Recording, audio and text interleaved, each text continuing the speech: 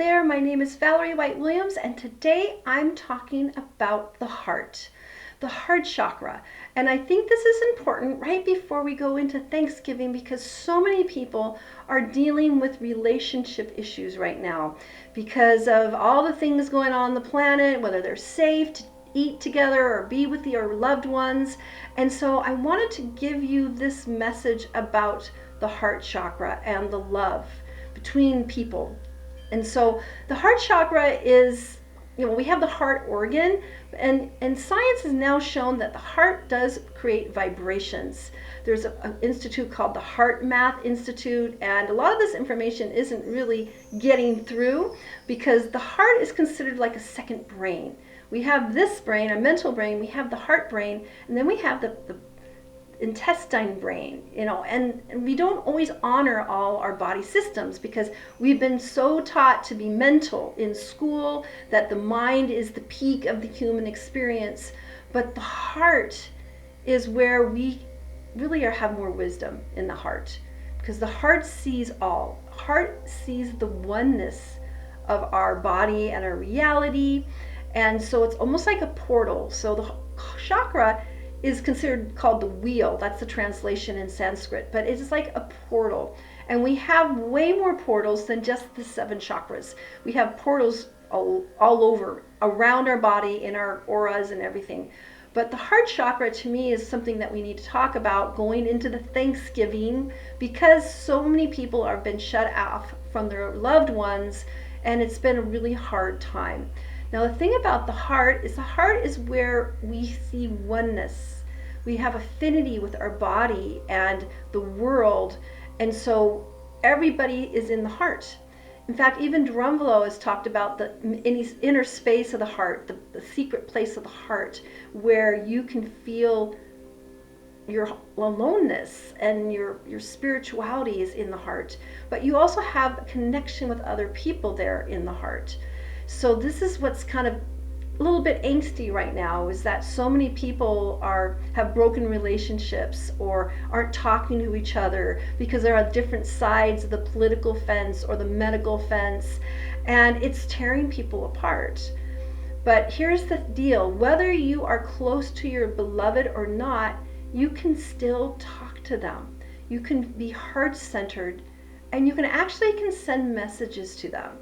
Now, there are things what we call energy cords.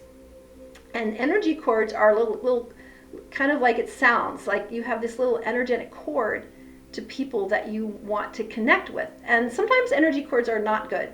It can be kind of like there's some energy cords that you don't need or want because it's a little manipulative, but you can also just send some little messages to those loved people. And you can send them in a psychic message. So even if you're feeling estranged, that's like the mental mind. So this is what's going on with this whole phenomenon right now, is the mental minds are thinking and making decisions based on what they've been told in the mental mind, usually the media, and the media is not honest because it's just to let you know if you didn't know, but they're getting money from corporations. It's corporate funded. So it's not really honest. It serves the corporations. Sorry to put it that way, but that is absolute truth. So you're not getting what you really need to hear on those mainstream newscasts. They've just been bought off. So we need to consider that. Now, not everybody's going to consider it because a lot of people are still, Hail Mary to, a lot of people are still looking to the media to give them information, but those days are gone at this point. But so what you can do that's more helpful is to turn within, and you can't really change people. You can't change their thoughts. Arguing is pointless. People are kind of in their positions, but you can send them love. You can hold their love in your space. You can hold your loved ones in your heart, and you can give them messages of love. And you don't have to, now when you think of messages, because the mind wants to talk words, right? You can send them energetic messages. You can include them in your space and your love. And you can speak heart language to them. And heart language isn't word language. It's feeling. You can send the feelings to them because they'll feel it. It doesn't matter. Time and space doesn't make any. It's not real. So you can send a message to anyone across the world, even people that have been deceased. You can still use that heart energy to communicate with them, but communicating not in a verbal way using words, but energetically. And you can hold them in that space. You can hold them in your heart, and they'll feel it. They may not respond depending on where they're at, but they will still feel it. And so it's always great to tune into the heart, because the heart knows. The heart doesn't lie. Heart is not manipulative. The heart is not confused by what you see. The heart cannot be talked into things. The heart just knows. The heart just is. Because the heart is where we feel the creation of oneness with our earth, with our, that they called the concept of God. They said the God of your heart. That's what they told us in CDM. The God of your heart. You know, God it kind of has a patriarchal ring to it, but the concept of the divine spirit, I like great spirit, or it's so bigger than us, but we are all part of it. We are all one, truly. And we feel that oneness in the heart. And so if you're estranged by some people that you love, or people who maybe cut you out, you can just know, you can send them those messages of love in your heart. Doesn't need words. Just let the feeling flow. And they'll get it. They will get it. All right, so I hope this was helpful for you, because it's challenging times on planet Earth, not gonna lie. So that's why we need to really focus on the spiritual. The way out of this is within. That's the way we all have to, once we all are on the path of, we need to change this, and we're going to change it from within, then without is going to happen. Because that's how all creation works. We have the vision, we have the gut feeling, and then it creates outside of us like this. But we all have to be on that same page. So send love to your loved ones. It's even like what the Bible has said, you know, love those that even hate you. Send love.